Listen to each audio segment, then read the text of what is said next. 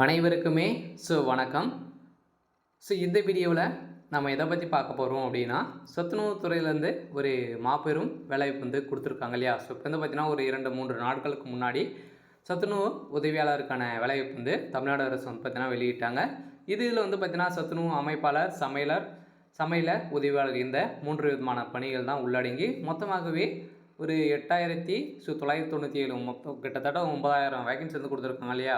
இந்த 9,000 வேகன்சி பார்த்தீங்கன்னா இப்போ தமிழ்நாடு அரசு 2025க்குள்ளே ஒரு 10 நாட்கள்லேயே பார்த்தீங்கன்னா நம்மளுக்கு இந்த வேலைவாய்ப்புக்கான அப்ளிகேஷன் ஃபார்ம் அங்கங்கே சத்துணவுத்துறையிலே பார்த்தீங்கன்னா கிடைக்கும் அப்படின்ற மாதிரி சொல்லி ஒரு நிலையில் பார்த்தீங்கன்னா இப்போ இந்த வேலைவாய்ப்புக்கு எப்படி அப்ளை பண்ணணும், யாரெல்லாம் அப்ளை பண்ணலாம், என்னென்ன கல்வி தகுதிகள் கொடுத்துருக்காங்க, எந்தெந்த மாவட்டத்துக்கு எவ்வளோ வேகன்சி இருக்குது, இந்த வேலையை பொறுத்தளவுக்கு பர்மனண்ட்டான கவர்மெண்ட் ஜாப்பா இல்லை டெம்பரரியான ஜாப்பா அப்படி எப்படி தமிழ்நாடு அரசு வெளியிட்டு இருக்காங்க. அனைத்து விதமான டவுட்டுக்கு பார்த்தீங்கன்னா இந்த இந்த வீடியோவில் தொடர்ந்து பார்க்கலாம். அதுக்கு முன்னாடி நம்ம சேனலுக்கு இப்போ தான் முதல் முறையாக வந்திருக்கீங்க அப்படின்னா மறக்காமல் நம்மளுடைய சேனல் சப்ஸ்கிரைப் பண்ணி சப்போர்ட் பண்ணுங்கள்.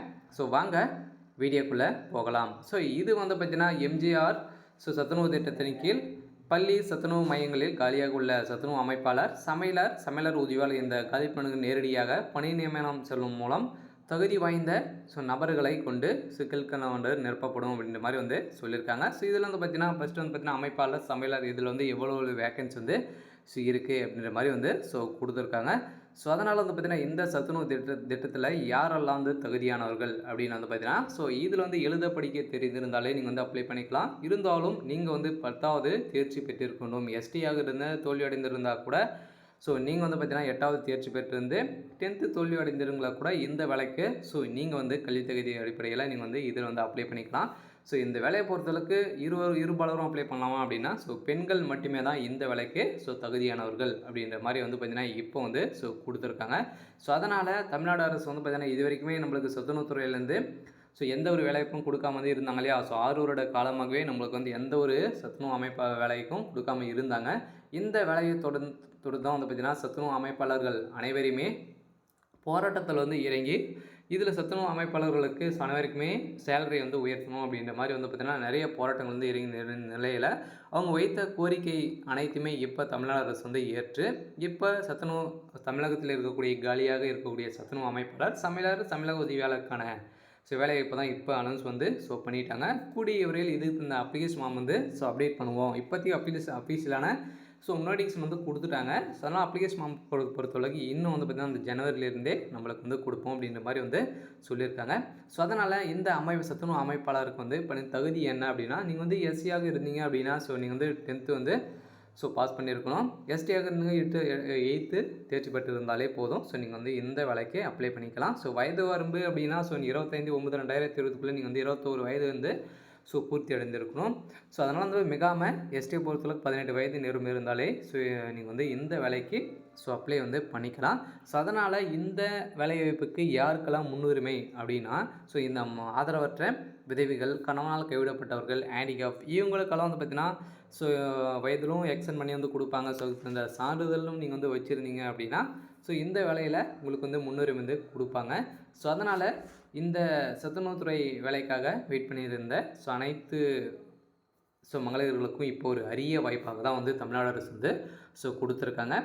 அதனால் பார்த்திங்கன்னா பிற தகுதிகள் இந்த வேலைவாய்ப்புக்கு என்னென்ன தகுதிகள் இருக்கணும் அப்படின்னு பார்த்திங்கன்னா நியாயமான பணியிடங்களுக்கு விண்ணப்பதாரர் குடியிருப்பிற்கும் இடையே 3 கிலோமீட்டர் சுற்றளவுக்குள் வசீகரமாக இருக்க வேண்டும் அப்படின்ற மாதிரி சொல்லியிருக்காங்க. அதனால் நீங்கள் சத்துணவு மையத்துக்கும் உங்களுடைய வீட்டுக்கும் 2 கிலோமீட்டர் டிஸ்டன்ஸ் இருந்தாலே இந்த வேலைக்கு அப்ளை பண்ணதுக்கு நீங்கள் தகுதியானவர்கள் அப்படின்னு சொல்லியிருக்காங்க. சத்துணவு மைய கணக்குகளை பராமரிக்கும் தகுதி பெற்றவராக இருக்க வேண்டும்.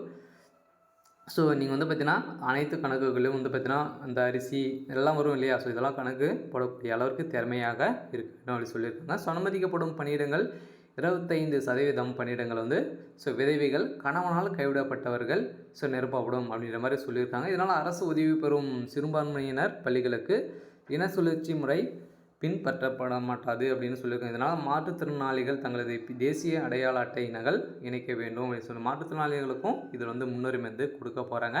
ஸோ அதனால் இது வந்து பார்த்திங்கன்னா தமிழ்நாடு அரசு வந்து ஒரு முக்கிய அறிவிப்பை தான் கொடுத்துருக்காங்க.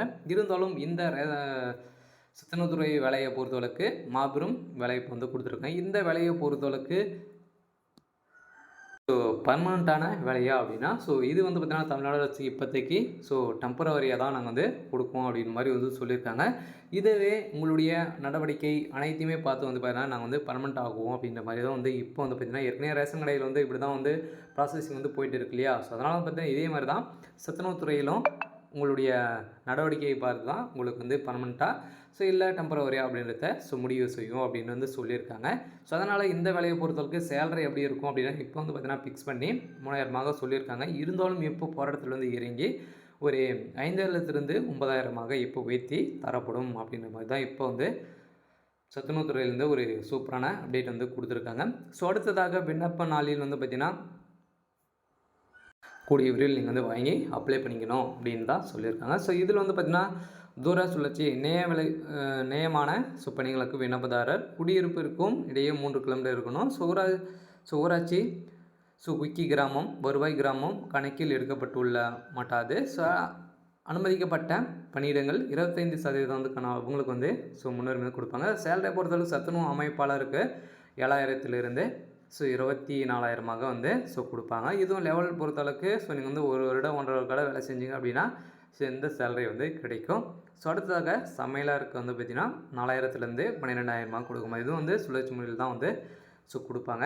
ஸோ இருந்தாலும் சத்துணவு அமைப்பாளர் சமையலர் காலி பெண்களுக்கு உள்ளவர்கள் விண்ணப்பிக்கும் போது பணியிடம் மற்றும் பள்ளி சத்துணவு அமைப்பு குறிப்பிட்ட விதிகளை அனைத்துமே படித்துவிட்டு ஸோ விதிமுறைப்படி நீங்கள் வந்து அப்ளை பண்ணிக்கங்க அப்படின்னு சொல்லியிருக்காங்க. ஸோ அடுத்ததாக வந்து சம்மந்தப்பட்ட ஊராட்சி ஒன்றிய அலுவலகத்தில் மட்டுமே மனுதாரர் அலுவலக வேலை நேரில் சென்று சமர்ப்பிக்க வேண்டும். விண்ணப்பதாரின் சரியான முழு விவரம் எழுதப்பட வேண்டும். விண்ணப்பத்தினும் கல்வி தகுதி சான்றிதழ் மற்றும் வயது சான்றிதழ் சாட்சி சான்றிதழ் குடும்ப அட்டை அனைத்துமே எடுத்து சென்று நீங்கள் வந்து அப்ளை பண்ணுற மாதிரி வந்து இருக்கும்.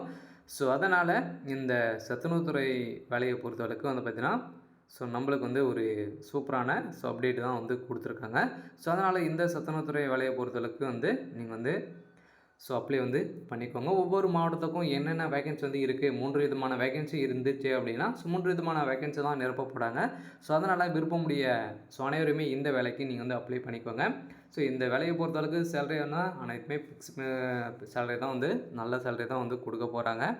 ஸோ இந்த வேலையை பொறுத்தளவுக்கு எப்படி செலக்ட் பண்ணுவாங்க எதனா எக்ஸாம் இருக்குமா அப்படின்னா ஸோ எக்ஸாம்லாம் கிடையாது. ஒன்லேயே வந்து பார்த்திங்கன்னா நேர்முக தேர்வு மூலமாக தான் வந்து பண்ணுவாங்க. ஸோ இருந்தாலும் இதில் வந்து மெரிட் லிஸ்ட் எல்லாமே வந்து கொடுப்பாங்க. அதனால் வந்து பார்த்திங்கன்னா உங்களுடைய டாக்குமெண்ட் வெரிஃபிகேஷன் வந்து இருக்கும். ப்ராப்பராக நீங்கள் வந்து பார்த்திங்கன்னா ஸோ வச்சுருந்தீங்க அப்படின்னா ஸோ அடுத்ததக்க மெடிக்கல் டெஸ்ட்டு அனைத்துமே வந்து பண்ணி தான் கவர்மெண்ட் வேலை வந்து பொறுத்தளவுக்கு கொடுப்பாங்க.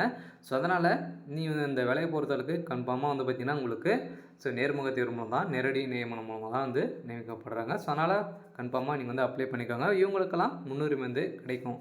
ஸோ இந்த ஆதரவற்ற விதவைகள் கணவனால் கைவிடப்பட்டவர்களுக்கெல்லாம் ஸோ இந்த முன்னுரிமை வந்து கிடைக்கும். ஸோ அதனால் அனைவருமே அப்ளை பண்ணிக்கோங்க. சரி, ஓகே. ஸோ இன்றைக்கான அப்டேட் வந்து பார்த்திங்கன்னா இதுதான்.